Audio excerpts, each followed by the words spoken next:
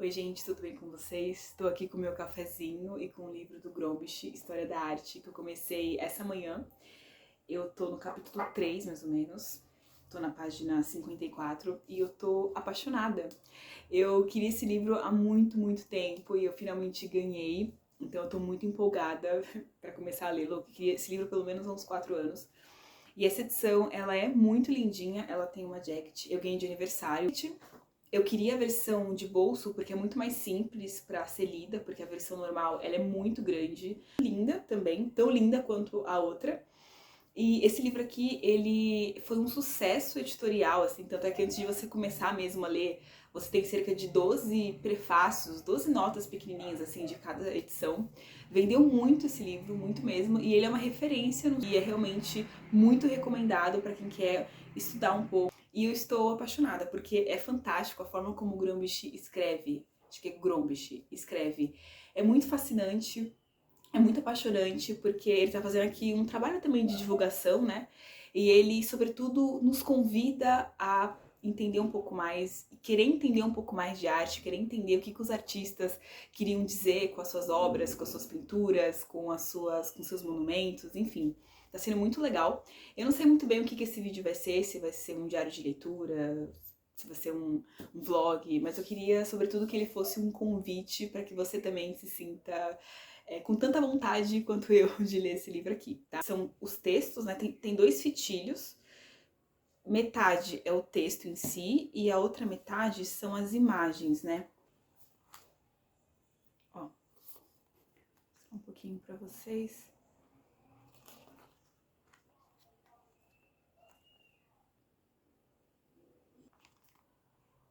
Chama-se Sobre a Arte e os Artistas e é um texto muito bom, acho que todo mundo deveria ler, assim, porque ele vai falar sobre o fato de não ter nada de errado em a gente gostar de um quadro, de uma pintura, seja lá o que for, porque a gente acha bonito, porque faz com que a gente lembre de alguma paisagem, de um lugar que a gente visitou quando era criança, enfim, ele fala que não tem nada de errado em gostar de uma obra de arte por N motivos, mas ele fala que tem sim algo de errado em a gente não gostar de uma obra.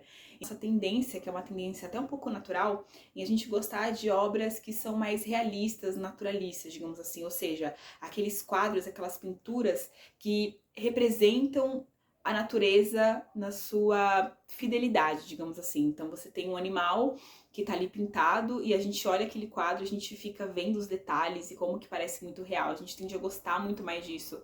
Nos chama mais atenção, a gente considera muito mais belo do que uma imagem que, na verdade, não teve essa pretensão, que é uma imagem, às vezes, um pouco mais bruta ou que faz uma representação um pouco diferente do que a imagem é na vida real. Nos convida a sermos abertos com a intenção do artista, ou seja, antes da gente se encantar, da gente achar bonito, ele fala que a arte não é só a contemplação. Primeiro a gente tem que entender o objetivo, a intenção do artista. Às vezes a intenção do artista pode ser retratar um coelho com traços que pareçam mesmo que é o pelo real ali do coelho, enfim, uma imagem que, como eu disse, parece até uma fotografia de tão real. Mas, às vezes, a intenção do artista pode ser retratar, por exemplo, um elefante com traços um pouco mais grosseiros, entre aspas, muitas aspas, justamente para transmitir uma outra ideia, né? Aqui, ó, o Cristo coroado, tem essa imagem aqui, que ele diz que é uma imagem que ficou muito famosa, as pessoas utilizam até como adorno, digamos assim, e com essa imagem a gente percebe toda a dor e toda a aflição que a imagem transmite. Essa daqui, muitas pessoas podem não achar tão bonitas quanto essa daqui. Por quê? Porque são formas de representar diferentes. Então o que o autor vai dizer é, a gente tem que, ele até brinca, né? A gente tem que soltar menos a língua e abrir mais o olhar. Ou seja, antes da gente simplesmente querer dar uma opinião de, isso aqui não é bonito, porque essa tal obra é bela, tal obra não é bela, a gente consiga entender o que o artista quis transmitir. E isso me lembrou bastante os livros de literatura, inclusive me lembrou muito o livro do Terry Eagleton, Como Ler Literatura.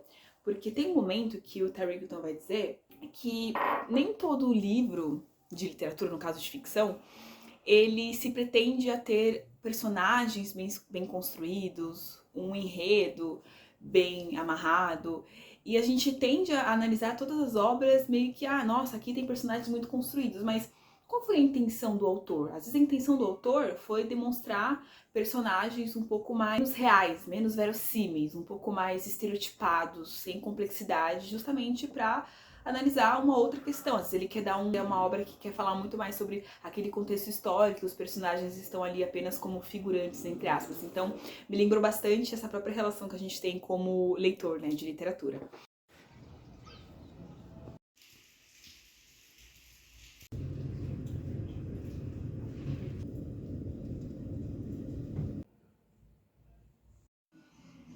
Capítulo 15, chamado A Harmonia Alcançada, que ele vai falar sobre Toscana e Roma no início do século XVI. Ele vai falar sobre a Renascença. E aí ele diz o seguinte: sobreveio então a era das grandes descobertas, quando os artistas italianos recorreram à matemática para estudar as leis da perspectiva, a anatomia, para examinar a estrutura do corpo humano. Os seus horizontes se ampliaram.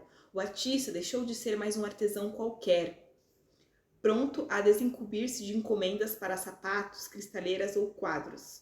Era um mestre em si, que só alcançaria fama e glória se explorasse os mistérios da natureza e as leis secretas do universo. Enquanto você tem as grandes descobertas, e os artistas eles querem representar a natureza de maneira fidedigna. Ele vai falar também sobre a vida do Leonardo da Vinci, que viveu de 1452 a 1519. Ele diz que o Leonardo foi o primeiro desses mestres célebres e nasceu numa aldeia toscana. Ele foi aprendiz de uma oficina, naqueles que queriam ser pintores iam para uma casa de um mestre, ficava ali morando e aprendendo aquele ofício, né? Então ele era um aprendiz. Como que o Leonardo aprendeu a preparar os quadros, a misturar as cores, aprendeu sobre perspectiva. Esse capítulo aqui é muito legal porque ele vai dizer sobre a importância desse polímata que foi Leonardo da Vinci, porque ele estudava muito, ele tinha vários cadernos em que ele estudava desde movimento não só do ser humano, mas também de outros animais, falava sobre rocha, sobre a geologia, enfim, ele estudou sobre muita coisa sobre o tempo, e ele diz, o Gromit, que o Leonardo da Vinci, ele deu uma contribuição para cada área da ciência que ele estudou. Então, assim, ele realmente era considerado um gênio.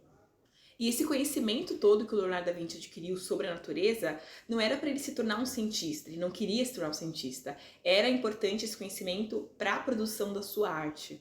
A Última Ceia, do Leonardo da Vinci, e também Mona Lisa, falando um pouco sobre a composição de cores, sobre a perspectiva e sobre o que o pintor queria passar e queria representar com essas obras.